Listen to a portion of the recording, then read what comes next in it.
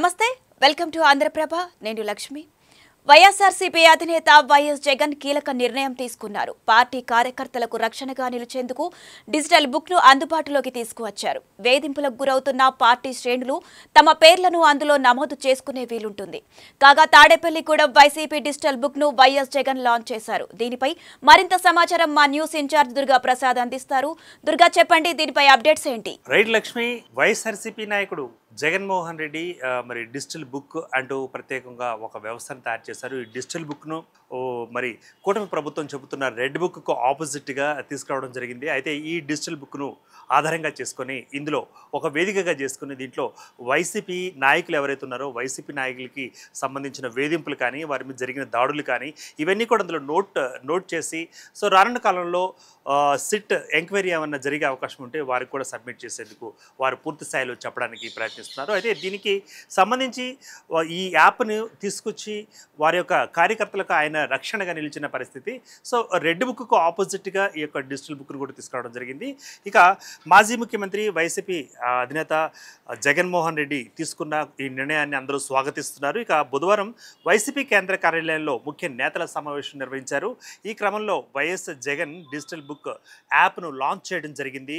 కూటమి పాలన ఎలా ఉందో కూడా ప్రజలకు తెలుసని ఆయన అనడం, ఇక వైసీపీ శ్రేణులను ఇబ్బంది పెట్టే వారికి భవిష్యత్తులో ఇబ్బందులు తప్పవని ఈ సందర్భంగా జగన్ మరి మీడియా ముఖంగా కూడా ఆయన వ్యక్తం చేయడం. సజావుగా ఎలక్షన్ జరిగితే చంద్రబాబు నాయుడుకు డిపాజిట్లు రావన్న సంగతి చంద్రబాబుకు తెలుసు.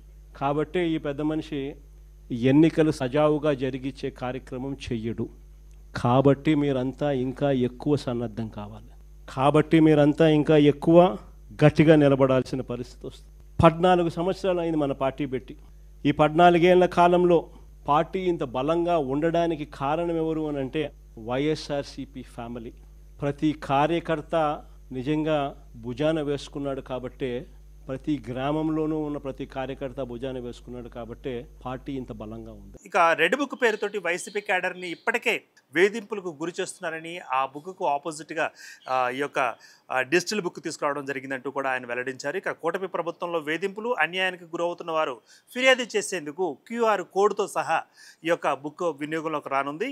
ఇక ప్రత్యేకంగా ఫోన్ నెంబర్ కూడా కేటాయించడం జరిగింది లక్ష్మి. ఇందులో ఇక నుంచి ఈ పార్టీ కార్యకర్తలు ఎవరు ఇబ్బంది పడుతున్నా కూడా ఈ యాప్ ద్వారా ఈ పార్టీ నాయకత్వానికి సమాచారం వారు అందజేసుకోవచ్చు. అదేవిధంగా ఆ యొక్క వివరాలను కూడా అందులో నమోదు చేసుకునే అవకాశం ఉంది. భవిష్యత్తులో పరిశోధక సంస్థలు మరి CID కానీ లేకపోతే CBI కానీ లేకపోతే సిట్ కానీ ఒకవేళ ఏమాత్రం ఎంక్వైరీ అంటూ ఒకవేళ వీరు చేసిన దుష్ట మరి ఆ పనులు ఉన్నాయో ఆ పనుల మీద ఆరోపణల మీద వీరు ఫిర్యాదు చేసినమ్మంటే ఈ డిజిటల్ బుక్ని ఆధారంగా చేసుకుని ఎప్పుడెప్పుడు ఏ సంఘటన జరిగింది, ఎటువంటి పరిణామాలకు వీరు గురయ్యారు అన్న అంశాల మీద కూడా పూర్తి స్థాయిలో మరి సమాచారం అందించే ఒక ప్రక్రియకి శ్రీకారం చుట్టడం జరిగింది అనొచ్చు. అయితే రాజకీయంగా ఇది ఎలాంటి మరి ప్రకంపనలు తీసుకొస్తుందో కూడా మనం భవిష్యత్తులో వేచి చూడాలి.